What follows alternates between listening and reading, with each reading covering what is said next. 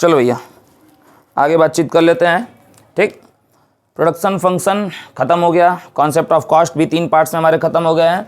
आज हमको बातचीत करनी है प्रोड्यूसर बिहेवियर का अगला चैप्टर, जो आपकी बुक में चैप्टर नंबर 7 बेसिकली मिलेगा, और उसका नाम है कॉन्सेप्ट ऑफ रेवेन्यू। ठीक, तो बीइंग एज अ प्रोड्यूसर आप सबसे पहले क्या काम करते हो, आप 4 फैक्टर्स ऑफ प्रोडक्शन को मिलाते हो, उससे आप बनाते हो प्रोडक्ट। ठीक है, तो जो प्रोडक्ट बनते हैं उसको कहते हैं टोटल प्रोडक्ट। फिर हर लेबर से जब आप डिवाइड करते हैं कि टोटल कितने प्रोडक्ट बने, उसको हर लेबर से डिवाइड किए तो बना एवरेज प्रोडक्ट। ठीक, और एडिशनल चेंज को हम कहते थे मार्जिनल प्रोडक्ट। मगर आपने लेबर के ऊपर खर्च किया है तो आपका बीइंग एज अ प्रोड्यूसर जो खर्च है वो क्या हो जाएगा, कॉस्ट हो जाएगा। उसके लिए हमने अगला चैप्टर पढ़ा कॉस्ट। कॉस्ट आपकी बेसिकली 2 तरह की, एक फिक्स्ड कॉस्ट है, एक वेरिएबल कॉस्ट है। दोनों को ऐड करके हम क्या बना रहे थे, टोटल कॉस्ट। ठीक, फिर हम पर यूनिट कॉस्ट डिवाइड करके निकालते हैं कि टोटल प्रोडक्ट कितने आए डिवाइडेड बाई हमारी टोटल कॉस्ट कितनी हुई। इसको जब हम डिवाइड करेंगे तो हमारी पर यूनिट कॉस्ट आती थी, जिसको हम एवरेज कॉस्ट। और additional cost, change in cost जब हम पढ़ते थे तो वो क्या था, मार्जिनल कॉस्ट। ठीक, अब प्रोड्यूसर ने फैक्टर्स ऑफ प्रोडक्शन को असेंबल किया, प्रोडक्ट बनाए, उस पर खर्चा किया, उससे हमने कॉस्ट पढ़ा, कई तरह की कॉस्ट पढ़ी। ठीक, मगर प्रोडक्ट बन चुका है, कॉस्ट इंकर्ड हो चुकी है, खर्चा हो चुका है, तो वो प्रोडक्ट ऐसे ही पड़ा रहेगा, बिकेगा। बेचेंगे तो हम बेच के क्या करेंगे, पैसा कमाएंगे। ठीक है, तो रेवेन्यू का मतलब ही, अगर अकाउंटेंसी के पर्सपेक्टिव से बात करें तो रेवेन्यू मतलब भी तो यही है। तो रेवेन्यू जो चैप्टर है उसका मतलब यही है।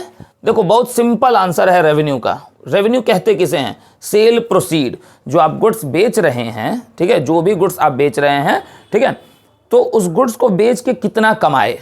ठीक, फॉर एग्जाम्पल अगर इस मार्कर पेन की जो प्राइस है वो क्या है, 20 रुपीज़, 1 यूनिट मार्कर बेचे। ठीक, तो आप रेवेन्यू कितना, रेवेन्यू का फॉर्मूला क्या है, पहले तो हम ये बात कर लें। तो रेवेन्यू का फॉर्मूला लगना है प्राइस मल्टीप्लाइड बाय क्वांटिटी। यानी कि अगर इस मार्कर पेन की प्राइस जो है वो डिसाइडेड है ₹20, आपने 1 यूनिट बेचा तो रेवेन्यू कितना जनरेट किए, 20 रुपीज़। आपने अगर इसके 10 यूनिट्स बेचे तो रेवेन्यू कितना जनरेट किया। आपने अगर इसके 100 यूनिट्स बेचे तो रेवेन्यू कितना जनरेट किया। ठीक है, तो ये जो हम एग्जाम्पल देखे हैं जिससे हमें समझ में आया है, इस एग्जाम्पल को हम क्या कहते हैं, ये कौन सा रेवेन्यू होता है, इसको हम कहते हैं सर जी टोटल रेवेन्यू। यही टोटल रेवेन्यू है। ठीक है, ठीक, तो ये नोट करो, अगर एग्जाम्पल ये नोट करना हो तो फिर टोटल रेवेन्यू की मीनिंग मैं बताऊं। ये मैं मिटा दूं इसको, चलो आगे चलते हैं। तो अब हम बातचीत कर लेते हैं, सेल प्रोसीड हो गया रेवेन्यू। रेवेन्यू को हम क्या कह रहे हैं, सेल प्रोसीड, कि बेच के कितना पैसा कमा रहे हो, ये हो गया तुम्हारा रेवेन्यू। अब रेवेन्यू कितने तरह के हैं, प्रोडक्ट कितने तरह के थे, 3, टीपी, एपी, एमपी। कॉस्ट कितने तरह की थी, 3, टीसी, एसी, एमसी। रेवेन्यू कितने तरह का होगा, 3, टीआर, एआर, एमआर, बस। तो टोटल रेवेन्यू का मतलब क्या है, revenue generated from sale of output produced. जो आउटपुट आप प्रोड्यूस कर रहे हैं उससे जो आपका रेवेन्यू जनरेट हो रहा है उसको क्या कहते हैं, टोटल रेवेन्यू कहते हैं। यानी कि इसका फॉर्मूला क्या बनेगा, प्राइस मल्टीप्लाइड बाय क्वांटिटी। ठीक है, एवरेज रेवेन्यू। उसके बाद नेक्स्ट है हमारा एवरेज रेवेन्यू। एवरेज कॉस्ट का मतलब क्या था, एवरेज कॉस्ट का मतलब बताओ, पर यूनिट कॉस्ट। ठीक, तो एवरेज रेवेन्यू का मतलब क्या होगा, एवरेज रेवेन्यू का मतलब हो जाएगा पर यूनिट रेवेन्यू। ठीक है, पर यूनिट रेवेन्यू यानी कि हर एक कमोडिटी से आप कितना कमा रहे हैं। एवरेज रेवेन्यू को ही, अब एक बात दिमाग में बैठा लो, एवरेज रेवेन्यू को ही हम क्या कहते हैं, प्राइस ऑफ कमोडिटी भी कहते हैं। अभी ये बात क्लियर होगी। यानी कि A R is equal to क्या होता है, पी होता है हमेशा, ऑलवेज। ए आर का मतलब प्राइस, यानी कि प्राइस का मतलब ए आर। अगर किसी सिचुएशन में ए आर नहीं गिवन है और प्राइस गिवन है तो आप पी को ही क्या मान लोगे, A R. A are given है, पी नहीं गिवन है, ठीक है, तो परेशान होने की जरूरत नहीं है कि अरे यार प्राइस तो गिवन ही नहीं है। भाई जो चीज़ ए आर है वही चीज़ पी है, प्राइस और एवरेज रेवेन्यू एक ही चीज़ है, ठीक है। पर यूनिट रेवेन्यू, अभी हम इसका एक शेड्यूल देखेंगे तो ये मामला क्लियर होगा, ठीक है। इसको और ढंग से लिखना हो तो लिख सकते हो, per unit revenue generated from sale of quantity, ठीक, या सेल ऑफ आउटपुट प्रोड्यूस्ड। उसके बाद मार्जिनल रेवेन्यू, मार्जिनल का बार बार मीनिंग हम एक ही जान रहे हैं, additional change in revenue due to additional output produced, additional output produced. अच्छा, AR का फॉर्मूला हमने नहीं लिखा ना, AR का फॉर्मूला मैं लिख देता हूँ। AR का फॉर्मूला क्या लगना है, AR इज इक्वल टू हो जाना है TR बाई Q, ठीक। टोटल रेवेन्यू को क्वांटिटी से डिवाइड कर दो, AR आ जाना है, ठीक। मार्जिनल रेवेन्यू का फॉर्मूला क्या लगना है, MR का फॉर्मूला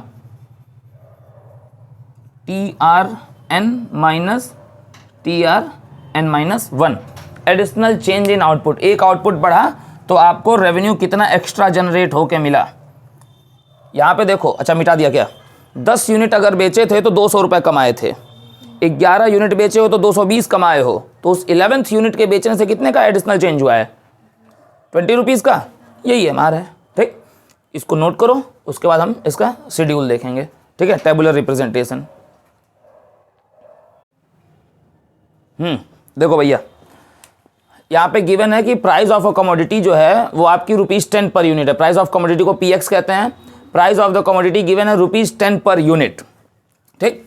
तो अगर हमारा जो आउटपुट होगा वो 0 होगा, 1 होगा, 2 होगा, 3 होगा, 4 होगा, 5 होगा या 6 होगा, तो प्राइस तो हर बार 10 है, प्राइस में तो कोई दिक्कत नहीं है, प्राइस तो 10 ही रखनी है ना, प्राइस तो आप चेंज नहीं कर सकते भाई। 10 रुपये में चाहे 1 बेचो, चाहे 10 रुपये में 100 बेचो भाई। इसकी अगर प्राइस डिसाइड है कि ₹10 है तो जितना बिक जाए। तो TR यहाँ पे 0, 10, 20, 30, 40, 50, 60, ठीक है। AR का फॉर्मूला क्या लगता है, TR by Q। Total revenue, यहाँ पे तो कुछ नहीं होगा, total revenue 10 by Q, 10 sorry 1, तो 10 बाई 1 10, 20 बाई 2 10, हर बार 10 आएगा। अब मैंने बोला था ना कि AR is equal to P होता है, AR is equal to P है यहाँ पे। चलो दूसरी चीज, MR का फॉर्मूला क्या होता है, n-1 TR से, 10 माइनस 0 10, 20 माइनस 10 10, सब में 10 आएगा। यानी कि इससे एक रिलेशन अगर मैं कहूँ तो एक रिलेशन इससे बन रहा है, तुम लोग बताना हाँ या ना। P is equal to AR is equal to MR, क्या ये रिलेशन बन रहा है? देख लो, P भी 10 है, AR भी 10 है, MR भी 10 है, और AR को ही प्राइस भी कहते हैं, अभी बताया हूँ, ये बात तो याद ही रखनी है। क्या यहाँ पे ये रिलेशन बन रहा है, P is equal to AR is equal to MR? ये बात जस्टिफाई होगी कहाँ पे, जब हम मार्केट चैप्टर पढ़ेंगे। चैप्टर का ये पहला पार्ट है जो बहुत छोटे में खत्म हो जाएगा, इसका डिटेल हम फिर फ्यूचर में पढ़ेंगे, इसके अगले वीडियोस जब आएंगे तो P is equal to AR is equal to MR सिर्फ और सिर्फ कहाँ, ये जो लाइन है P is equal to AR is equal to MR, ये सिर्फ और सिर्फ कहाँ जस्टिफाई होती है, इन परफेक्ट कॉम्पिटिटिव मार्केट।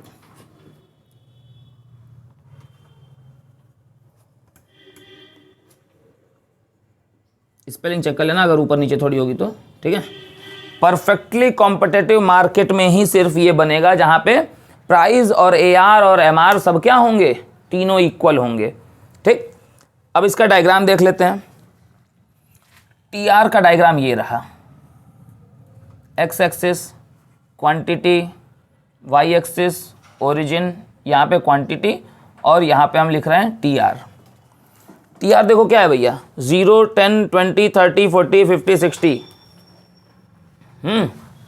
तो जो टोटल रेवेन्यू का कर्व है वो आपका ये बनेगा। देखो फ्रेम में आ रहा है ना, ये चीज आ रहा है ना पूरा, ठीक है।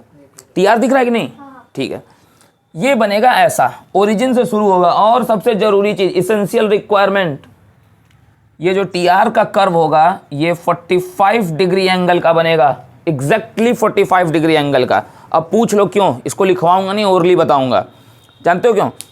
45 डिग्री का एंगल कभी भी किसी भी सिचुएशन में तब बनता है जब आपका जो चेंज आ रहा हो वो इक्वल आ रहा हो। बोर्ड पे देखो भैया, शेड्यूल में इक्वल चेंज हर बार हर जगह है कि नहीं है? जब भी इक्वल चेंज डेटा में आएगा तो जो कर्व बनता है वो 45 डिग्री का बनता है। और इस कर्व को हम किससे इंडिकेट करते हैं? थीटा से। मैथ में थीटा पढ़ाया जाता है ना, ठीक है। अब ए आर और एम आर का curve, X axis origin, Y axis, X axis पे हमारी आदत है क्वांटिटी लिखने की। अब बोर्ड पे देखो, 1 मिनट खत्म हो जाएगी बात। पी कितना है? हर बार है। ए आर कितना है? हर बार 10 है। एम आर हर बार 10 है। और हर बार 10 है ना, यानी कि चाहे 0 यूनिट प्रोड्यूस हो और चाहे 6 यूनिट प्रोड्यूस हो, चाहे 6000 प्रोड्यूस हो जाए, ये हमेशा क्या रहना है? यही। यानी कि जो पी होगा वही आपका क्या होगा? ए आर भी होगा, वही एम आर भी होगा। और जब डिमांड पढ़ाया था, इलास्टिसिटी ऑफ डिमांड, तो ये परफेक्टली इलास्टिक वाला कर्व दिख रहा है। ये कर्व परफेक्टली इलास्टिक है, वही वाला कर्व था, ठीक है। ये है तुम्हारा P A R M R का डायग्राम, ये है टी आर और यहाँ पे ये चीज़ है। और P is equal to A R is equal to M R सिर्फ और सिर्फ किस मार्केट में होता है? परफेक्टली कॉम्पिटिटिव मार्केट में होता है, ठीक है। अब जब हम मार्केट पढ़ेंगे तब हम ये बात जानेंगे कि ऐसा क्यों होता है, मार्केट के टाइप्स कितने होते हैं, चेंजेस क्यों होते हैं, बस, ठीक। तो इतना नोट करो, मुझे नहीं लग रहा है कि अब इससे ज़्यादा हमें और कुछ इस चैप्टर में जानना है। हम एक आध दो छोटे मोटे कोई न्यूमेरिकल्स लगा लेंगे, उससे ज़्यादा और हमें इस चैप्टर में कुछ जानना नहीं है, ठीक है। देखो भैया, इस चैप्टर में एंड पे हम आ गए हैं, एक क्वेश्चन हम लगाएंगे, बात खत्म करेंगे। ये चैप्टर का सिर्फ पार्ट 1 खत्म होगा, अगले पार्ट्स अभी बहुत बाकी हैं। देखो, जैसे हमने प्रोडक्शन फंक्शन चैप्टर में भी रिलेशंस पढ़े थे, टीपी एपी का रिलेशन, एपी एमपी का रिलेशन, टीपी एमपी का रिलेशन, फिर कॉस्ट में भी हमने कल रिलेशन देखे थे, ठीक है। तो रिलेशंस इसमें भी हैं, रेवेन्यूज़ के बीच में, T R A R M R के बीच में आपस में क्या रिलेशन है, मगर वो अभी हमें समझ में नहीं आने जब तक हम मार्केट ना पढ़ लें, ठीक। तो इसी क्वेश्चन से मेरा बस ये आज का पढ़ाई जो है, concept of revenue part 1 phase 1 online या ऑफलाइन दोनों बच्चों के लिए आज ये खत्म होगा। अब ये क्वेश्चन आपके बोर्ड पे है, ठीक है।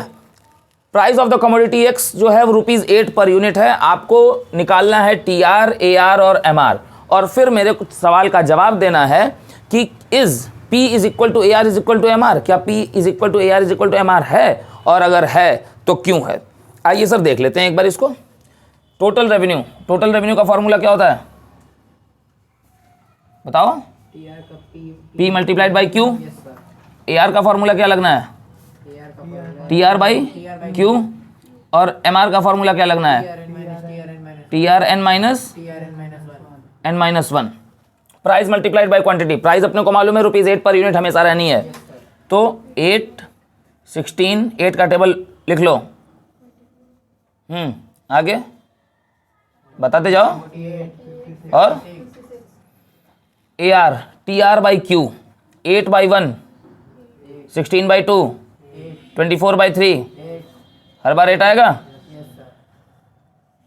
M R n minus n minus 1 8 minus 0 16 minus 8 24 minus 16, हर बार 8 आ रहा है, चेक कर लेना। हो गया। अब आप सर इसका जवाब दीजिए कि P, और हाँ एक जरूरी चीज, ठीक, आपको इसका डायग्राम खुद से बना लेना होगा, ठीक है। डायग्रामेटिक रिप्रेजेंटेशन आपको खुद से करनी है। पी ए आर और एम आर अगर क्या है कि नहीं है, पहले तो इसका आंसर दो। Is P is equal to A R is equal to M R है? Yes, then why. अब इसके बाद कॉमा के बाद आंसर बताओ, ऐसा क्यों होगा, ठीक है। आंसर लिखना आपका काम रहेगा। तो ये हम बातचीत खत्म करेंगे यहाँ पे इस चैप्टर में। और P is equal to A R is equal to M R किस कंडीशन में होता है ये मैंने अभी अभी बताया है थोड़ी देर पहले, ठीक है। वो कंडीशन लिख दोगे, काम हो जाना है, ठीक है। तो आप इसका आंसर मैं खुद बता देता हूं, यस, बिकॉज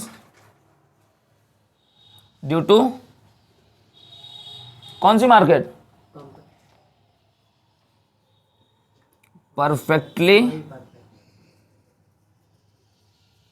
कॉम्पिटिटिव मार्केट। ठीक है, परफेक्टली कॉम्पिटिटिव मार्केट में P is equal to AR is equal to MR होता है। मार्केट पढ़ेंगे तो सारा सीन समझ में आएगा और तब वापस से ये बातें आपको जब रिकॉल करोगे, ठीक है, या रिवाइज करके इन वीडियोस को देखोगे तो ये बातें एकदम क्लियर हो जाएंगी कि ऐसा क्यों होता है। अभी बस ये जानना है कि ऐसा होता है, ठीक है, ऐसा क्यों होता है, ये over the period of time हम जानेंगे। तो कॉन्सेप्ट ऑफ रेवेन्यू पार्ट 1 की जो बातचीत है, जो पढ़ाई लिखाई है, मैं अभी बोर्ड से हट जा रहा हूँ, उसको उतार लेना सारी चीज़ों को। तो बातचीत यहीं पर ख़त्म होती है। जय हिंद।